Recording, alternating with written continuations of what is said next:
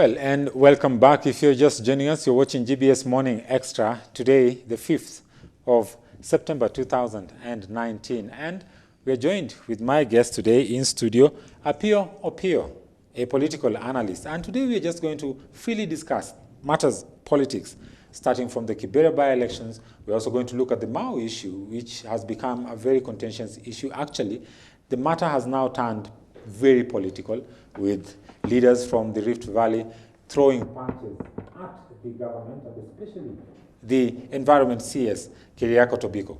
We are also going to look at the 2022 politics and the possibilities and impossibilities that stand therein. Well, Opio. Yes. How are you? Fine, I'm fine. You're good? I'm fine. Welcome to GBS Studio. Thank you so much. Now, maybe just to start off, right now there's a issue of the Mao eviction.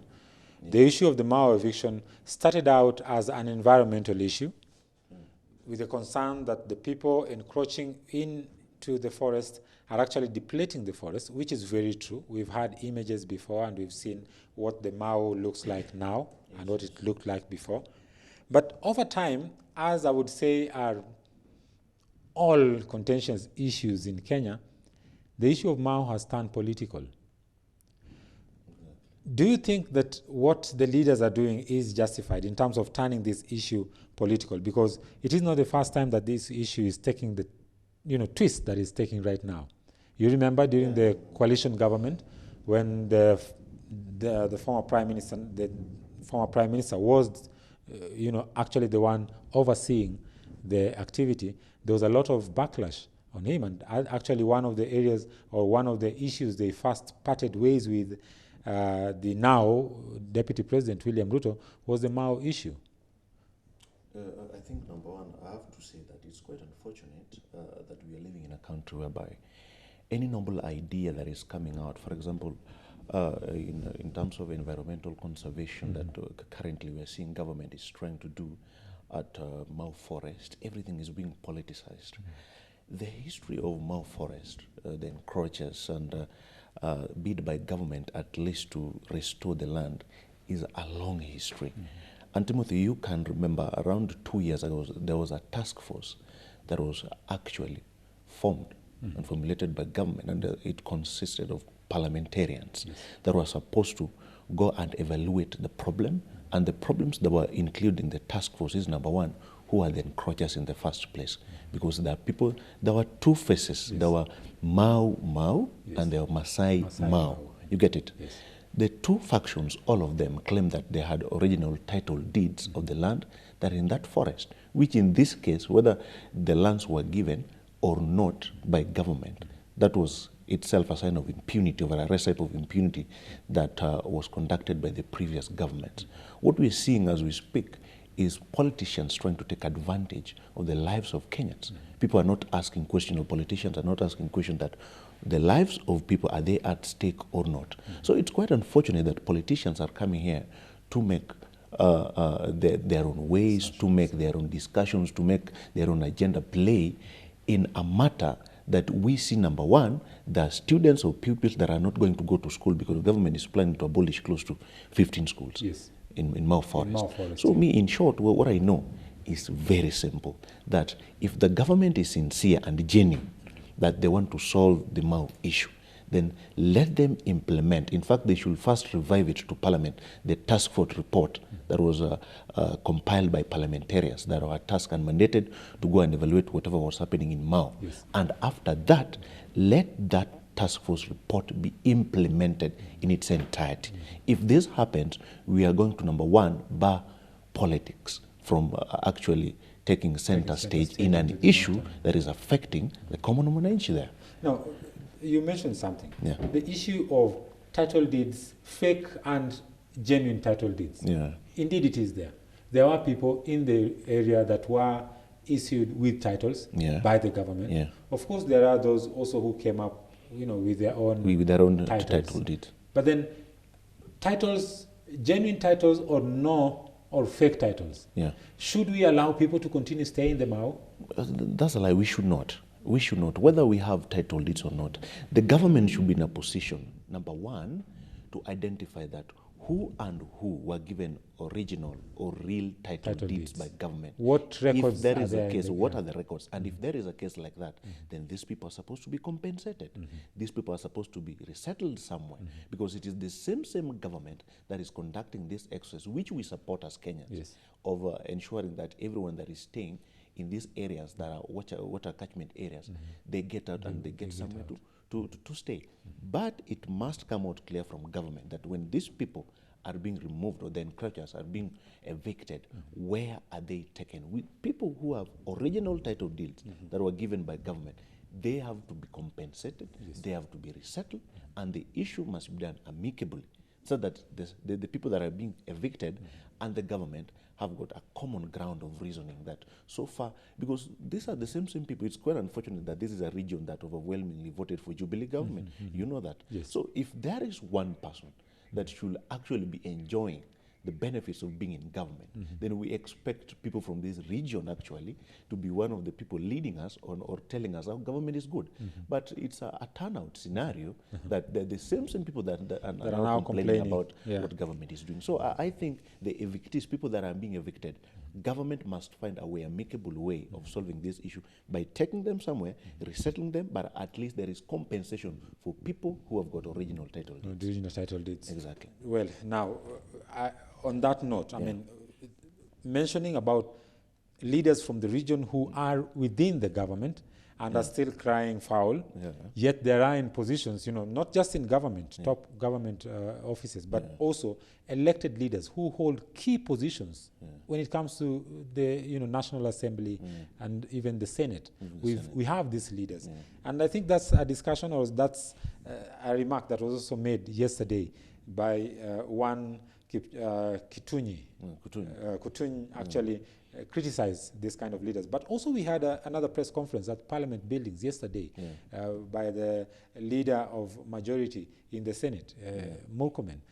Mr. Murkomen actually is adding on to the noise that is now going on, criticizing the CS, Keriako Tobiko. We have those bites. We'll run them right after this. But then for now, viewer, we take a short break. Today with us in studio, we have Apio Opio, who is a political analyst, and we are looking at the general state of politics in the country today. We're talking about the Mao issue.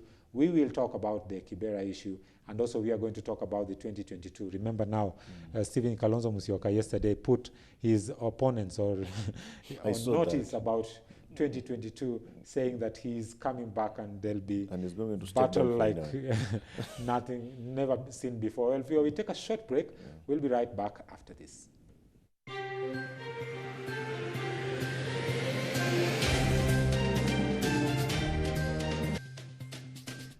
And welcome back to GBS Morning Extra.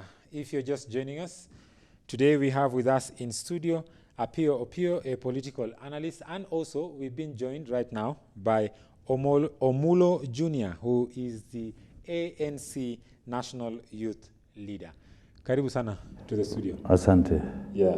So, right before the break, as we were discussing, of course, before you came in, Bwana Omulo Jr., we were looking at the Mao issue, which started out as an environmental issue, very genuine environmental issue, but over the years has turned out to be a very murky political affair. And every time we talk about Mao, it's about politics. It's never about environment. It's about politics.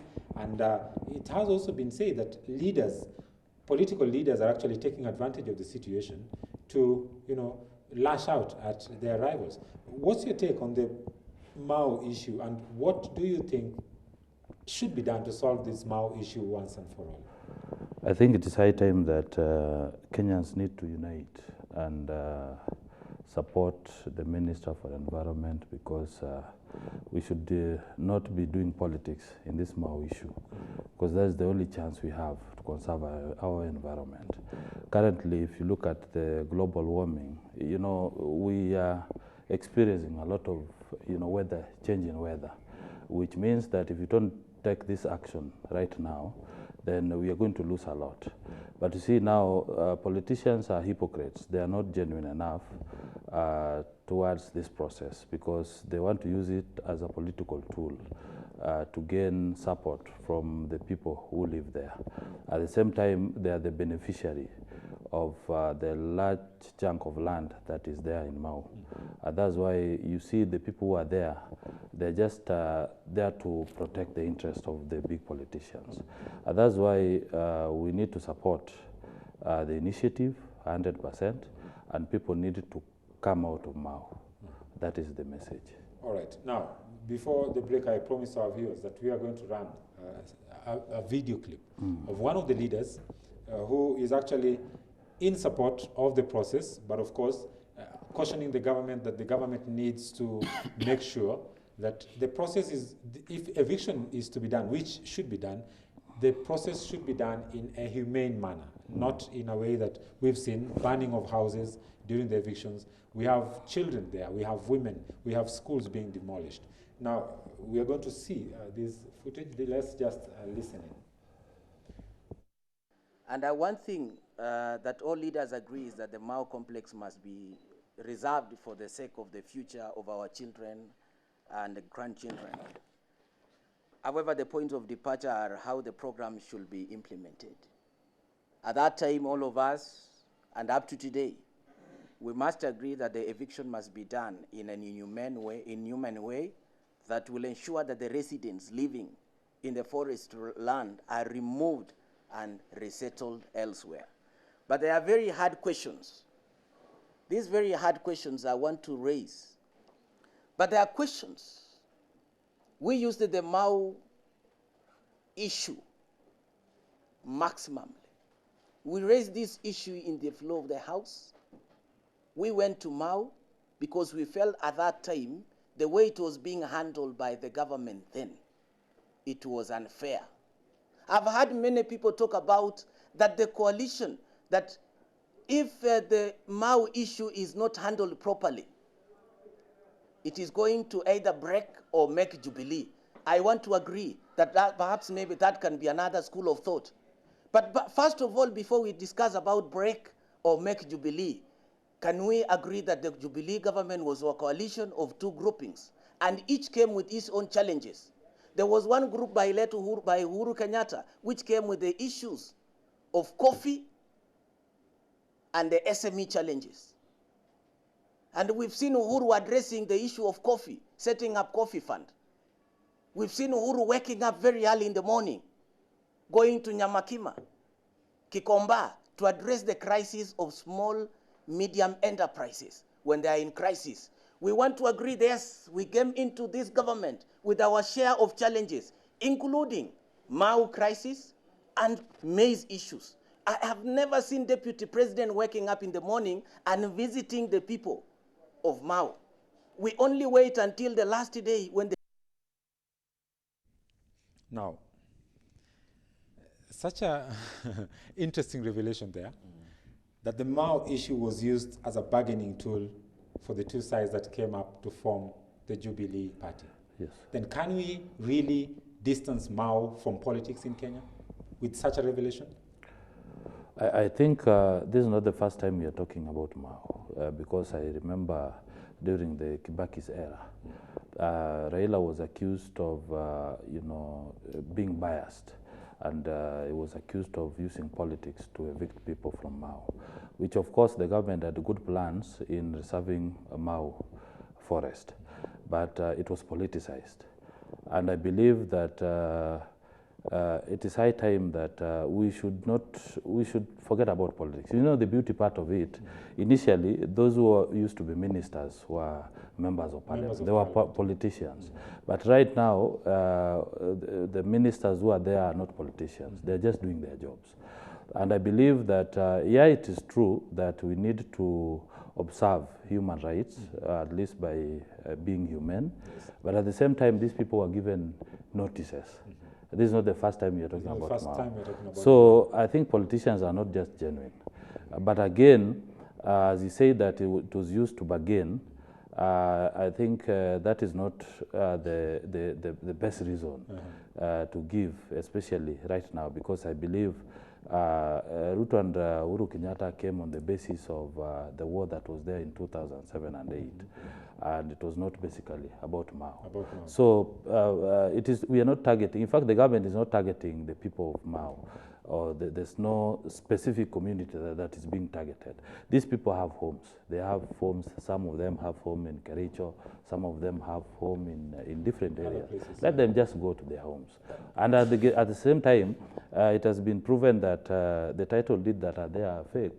So I think, but not all. Some yeah, are some. So the genuine genuine one, I think the minister said that if they have genuine, title deed, let them report to the county commissioner so that they can be compensated, and those who sold those lands can be arrested, and they can be forced to compensate those whom they sold those lands. Well, which is a tall order. I don't know how that will really happen. If I sold the land like a decade ago, probably I've eaten up all the money. Appeal. This issue of tagging the Mao issue with politics, like we've just seen. He mentioned that, the government is now, the good thing is that now government, then ministers were politicians. Today, ministers are not politicians. But right now, as we speak, we have a bite that maybe will run a little bit later after this, of a very senior elected politician accusing the CS of Environment, Keriako Tobiko, and the county commissioner, and saying that the order issued by the CS was not the government stand, was a personal initiative, was a personal opinion. What do you make of that? Number one, before I go there, I have a feeling that somebody like Cherangani Member of Parliament, Joshua Kutuny, and others that are politically, I can say politically incited in Rift Valley because they have got history with the deputy president, both bad and good.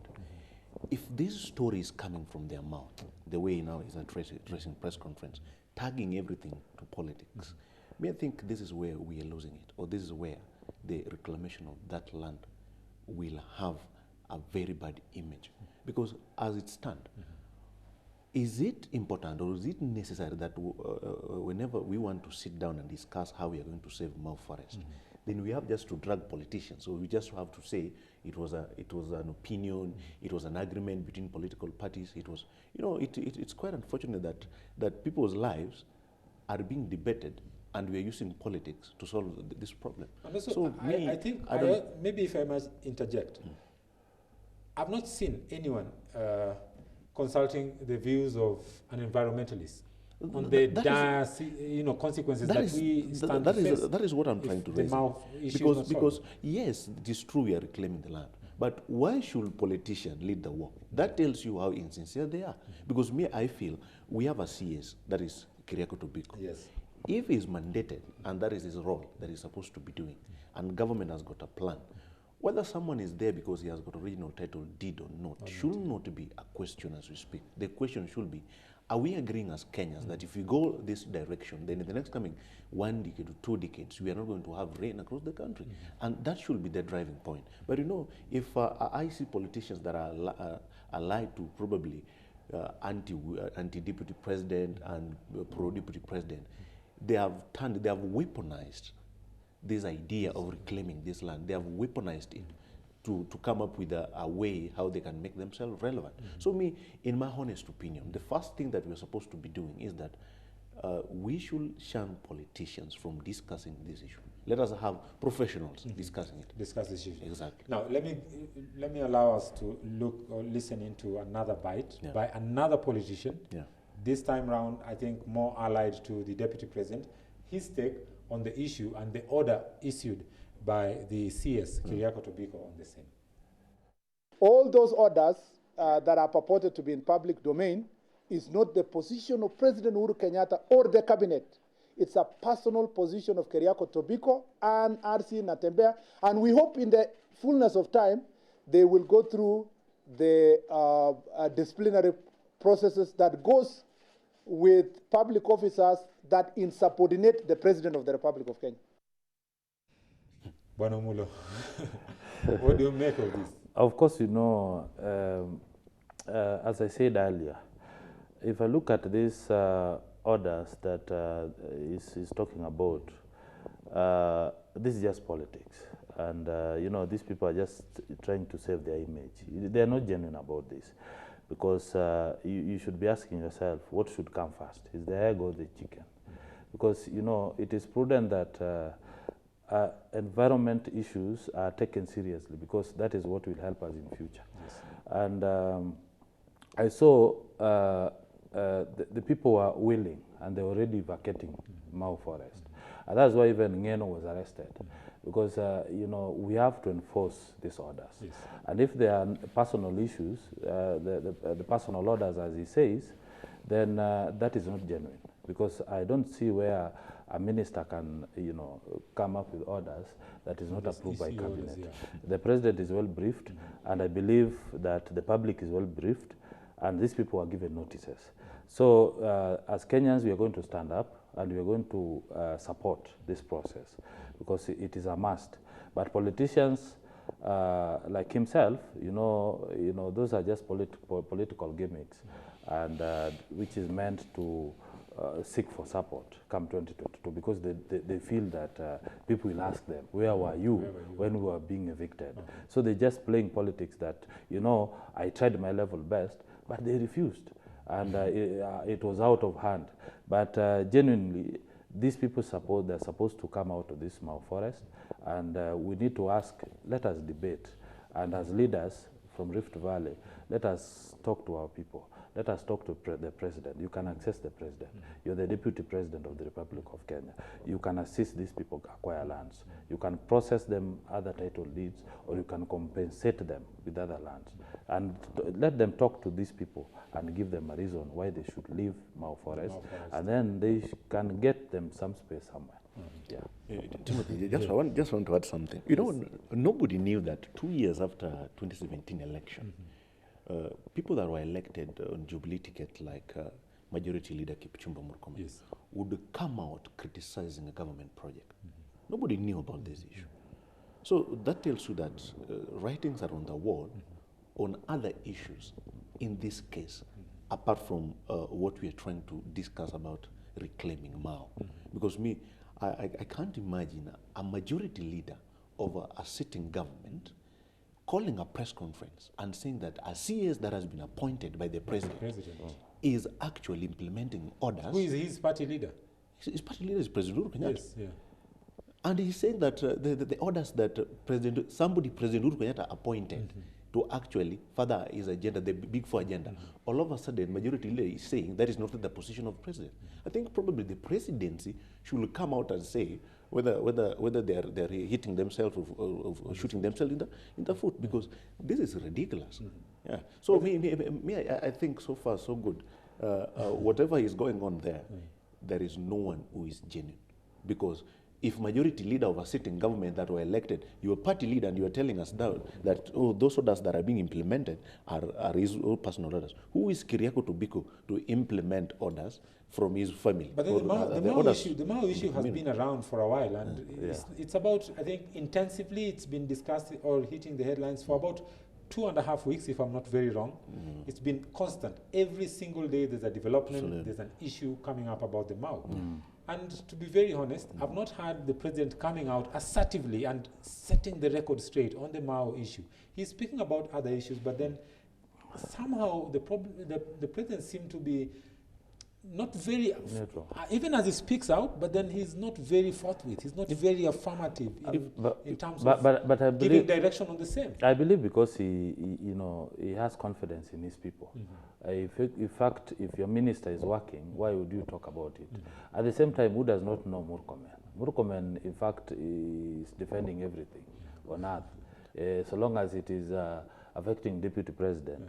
But at the same time, the beauty thing is that, by isolating the president from the Minister of Environment, Keriako Tobiko, is just using what you call a zero-sum game. You want to play politics, but who cares? Because, Keriako Tobiko is not going to look for a political seat come 2022. So that's why we say the advantage is the ministers are not politicians. So he will do his work, let him leave legacy. Because Timothy, speaking of which, just a minute. If I allow you, then I'll allow you to proceed with that as you address this issue. Now we are happy that we don't have cabinet ministers who are politicians. But then there's this looming talks of a possible referendum. It's not just a matter of if, it's a matter of when now we are going to have the referendum. And then we are looking at a system that is being proposed right now, a parliamentary system actually, that will allow members of parliament to be ministers. What do you make of that, and how do we go forward in terms of solving such maybe before I comment on that, I wanted just to make one statement. The whole Rift Valley province, William Ruto is the person who told Rift Valley residents to vote Jubilee government. So if there is one person who should be coming out to talk on the Mau issue first, is the Deputy President of the Republic of Kenya. Those people voted Jubilee not because of President Uhuru Kenyatta. So President Uhuru Kenyatta has got nothing to do with this. Me, I feel that the Deputy President should come out because those people voted Jubilee government because the Deputy President told them that let us vote Jubilee government. That is one. So about the constitutional amendments, the parliamentary system will be good, and I think the current presidential system that we have been having in this country, we've seen a situation whereby, okay, we are appointing people based on their profession, or the president would appoint CSS based on their profession. But that old method that we used to have, that is parliamentary, in as much as it is good, I think it will probably serve to maybe cut down the wage bill, because if you have a member of parliament being a CS again, at least we will have two positions. We can kill two birds with one stone. So, me, whether the CS is in fact the position of other political parties, because we see a bill by Punguza Mzigo and we see a bill by BBI. We don't know whether the parliamentary system actually will enact this. But if they end up like that CSs will be MPs, then I think we'll be killing one bird or two birds with one stone in that case. Now, to you, Mr. Mulo, on the same, your party has not been very supportive of the BBI, Yes. and that your party leader has always come out very clearly. Musalia Mudavadi has always been recently on record, criticizing the former Prime Minister Raila Odinga and telling him hawezi kuwa ndani ya serikali na ukue kwa upinzani. And then the BBI has also not been you've not been very receptive as a party of the BBI. What do you make of this? I think I support my party leader, because you cannot support what is not there. We have not seen what is proposed in the BBI. You cannot support something that is not there. And that is why my party leader has been very categorical that let us wait and see what is proposed by BBI, as opposed to what we have seen in the Punguza Mzigo. At the same time, when my party leader talks about Raila, being in the government and the opposition, he's right, because after the handshake, we expect now the Raila to advise the government and also work closely with Uhuru Kenyatta on issues that in the Big Four agenda and other issues, because the handshake was between two people. It was not involving the members of NASA. So he went there alone, and he did not. But then the handshake restored some calm of course, into the country. Yeah, that one we support. The fact that it brought peace. So what exactly is wrong with? Is it because your party leader was left out? No. Principles? Is this the problem? Because it is not structured. Remember the coalition government where Raila was made the prime minister. Yes. It was formalized.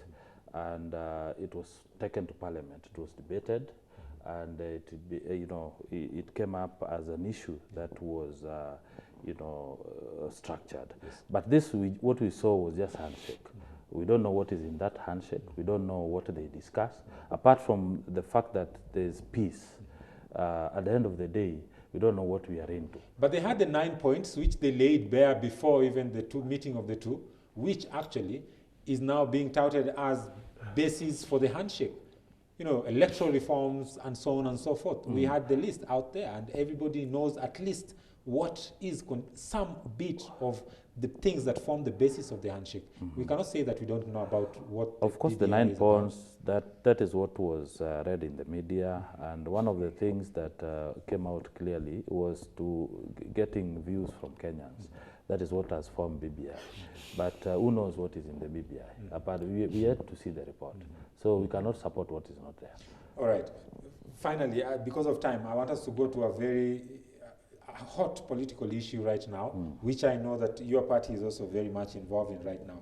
Talking about the Kibera by-election, the forthcoming Kibera by-election, we've seen a lot of noise being made by the two camps, the ODM and the Jubilee. We've seen their divisions.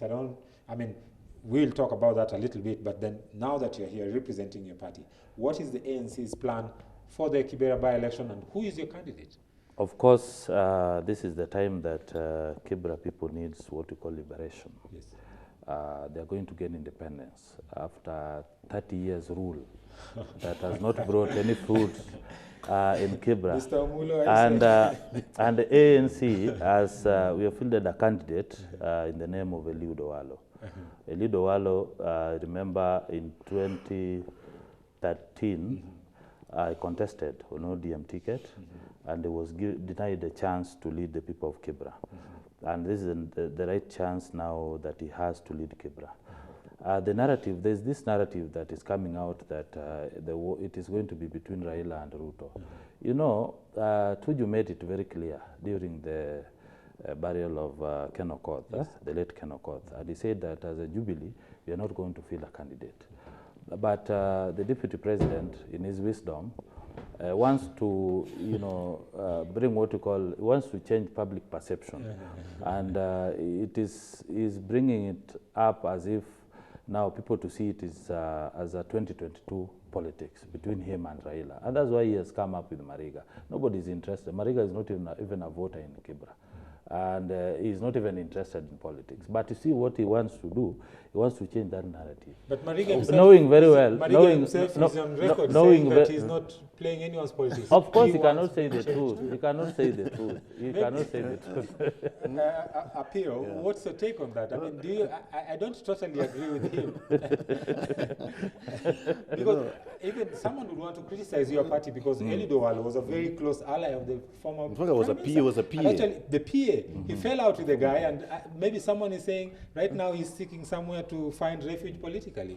I think if you look at even the ODM nomination that is probably slated for Saturday. For Saturday, yes. Around 25 people have shown interest.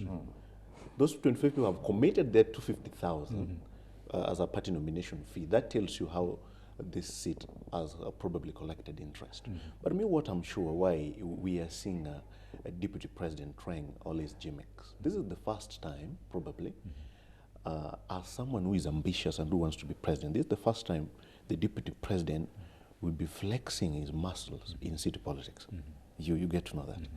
And in this matter, he will be contesting or he will be flexing his muscles against somebody he believes he will be running against in 2022. So a matter of bringing Mariga in this question, for me it is timely. And number two, it should not be ignored at any cost. Because if you look at the political arithmetic, if you look at the demography, if you look at the statistics of people that are registered in Kibera as we speak, if everything is to go by, then there's high chances, if that campaign is intense, there's high chances even Mariga himself can win these elections.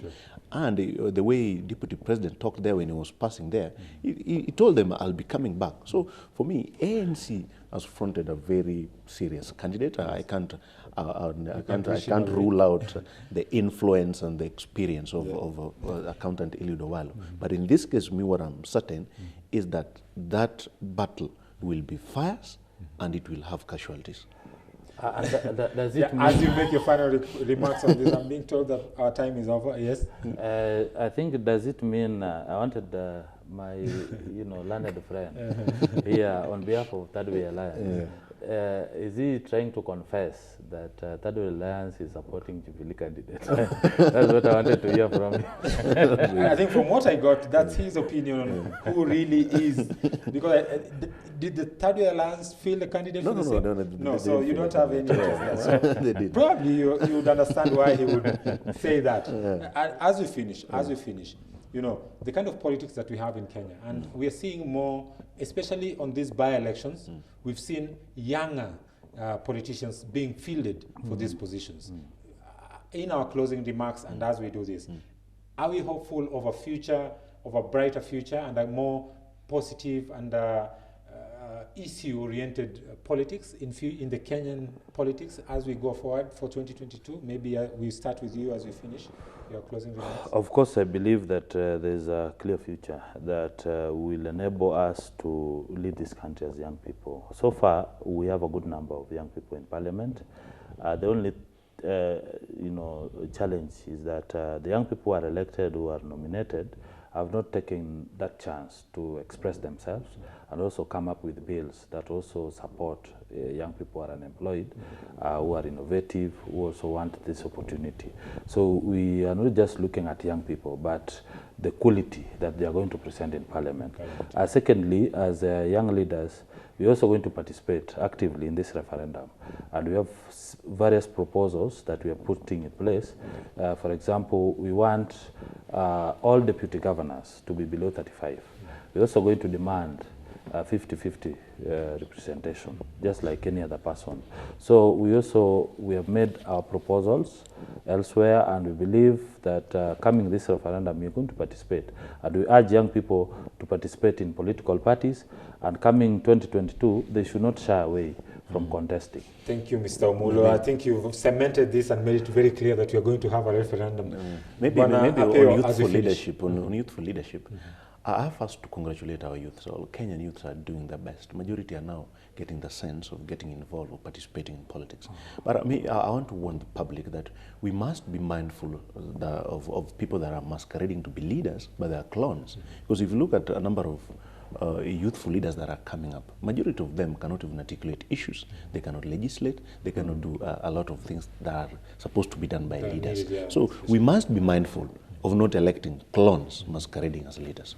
Thank you. Well, I will not mention names. I will not go into details of that. Our time is over. Our viewer, thank you very much for joining us. Today we had with us in studio Apio, who is a political analyst and a member also of the Third Way Alliance. You didn't tell me that.